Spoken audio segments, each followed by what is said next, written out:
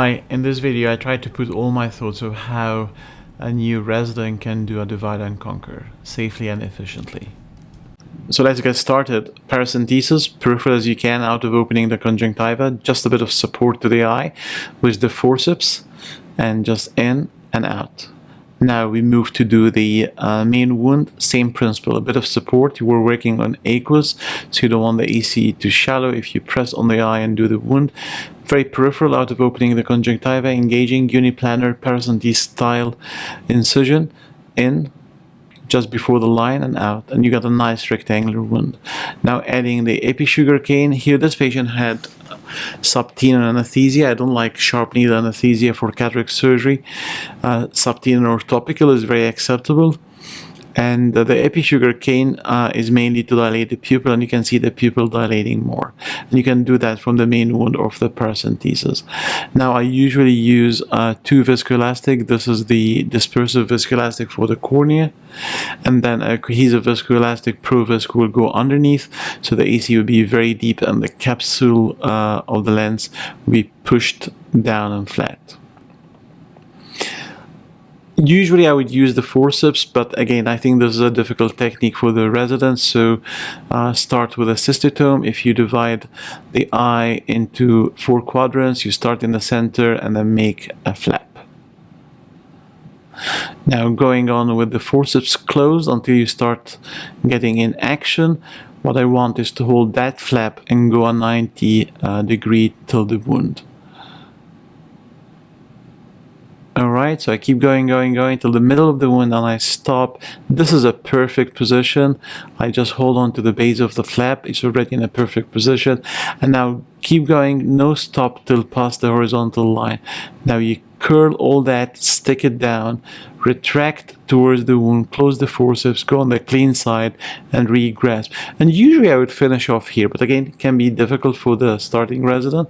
So maybe again, put it down, re-grasp, and then finish off. But remember, no working near the wound, on the wound side, because these are non-ergonomic areas. Now the step of hydrodissection. So what's going in my mind, I'll go under the rexus for a good distance, lift the tip, drop the heel, and inject. And I see a wave, I push the lens back, and then I do the same on the other side. Lift the tip, drop the heel. Now I back towards the wound, I engage the lens and I rotate. It's a rotating movement. And I think this is much efficient than going out and going with a chopper to rotate. These are my settings for sculpting. I like the Nagahara chopper. It's a rounded chopper, it's not sharp. It doesn't take a long part of my view.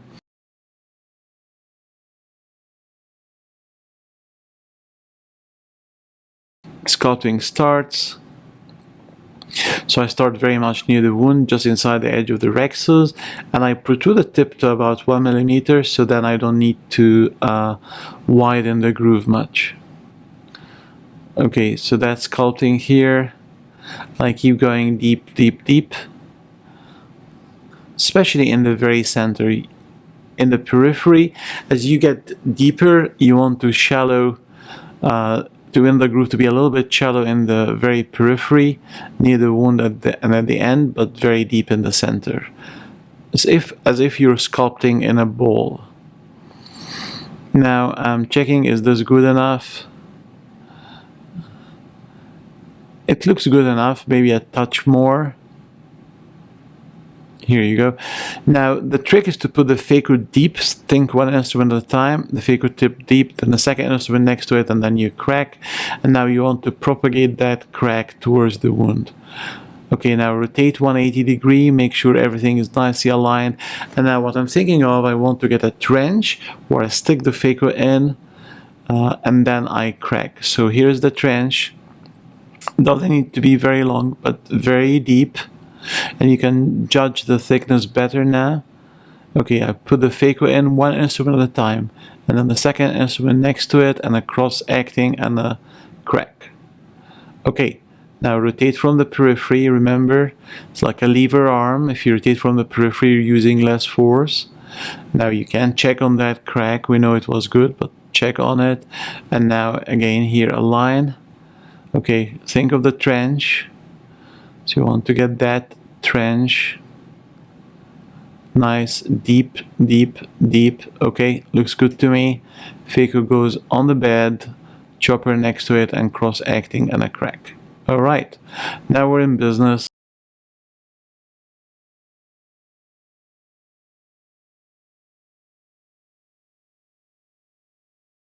I use high vacuum, high aspiration rate, and pulsed ultrasound.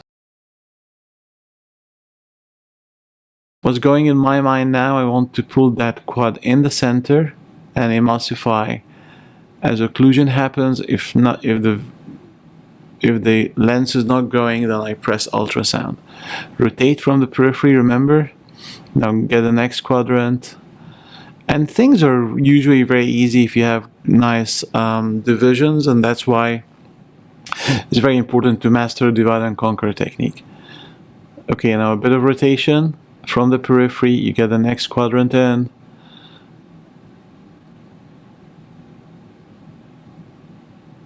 The two quadrants actually came in, not very ideal, but it's all flowing nicely because they are splitted. Right. And in the last quadrant, look at the amount of leakage from the paracentesis. That all will stop now, and the AC will become super deep when I take the chopper off. So in the very last quadrant, I will take the chopper off, stay in the center, and emulsify. Now here's something to note. If you pull out towards the wound, the irrigation comes out, so you always need to stay in the very center.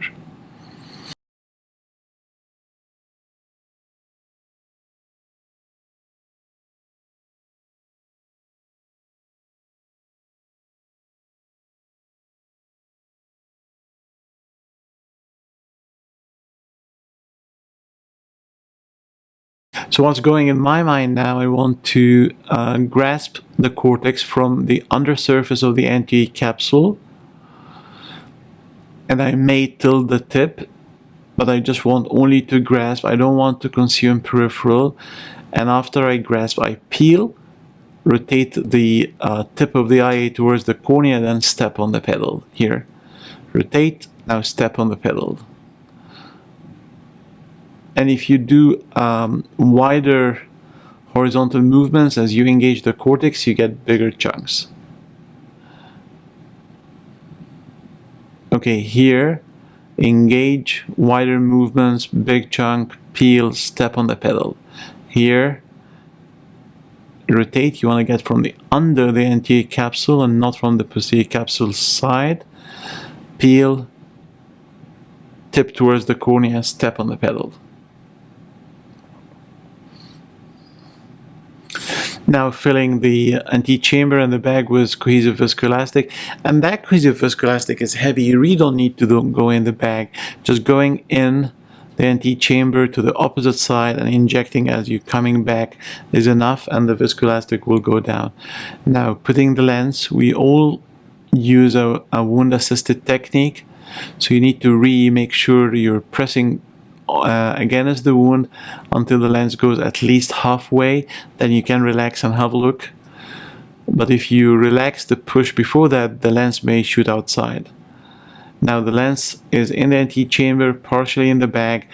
I find it much safer to use the IA. You don't want to engage the edge of the rexus with a chopper or a push-pull. And now just think of the IA as an instrument. You're teasing the IOL in the bag. And if you want this haptic and part of the optic to rotate in the bag, you push down as well as you rotate.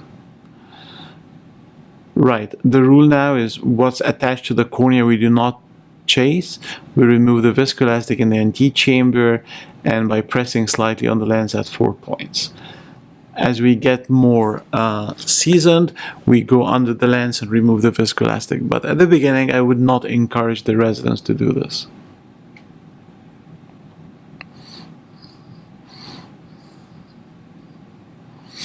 Okay, now stay on irrigation and come out.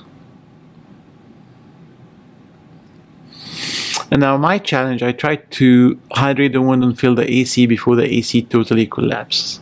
So what I would love to do is to be able to do that in all cases without the AC collapsing. So now hydrating the wound, main wound first, you hug the sides of the wound and inject, and then the paracentesis.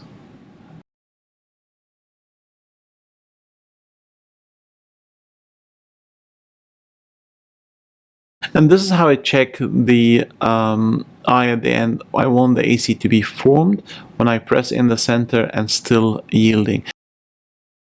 And thank you so much for watching.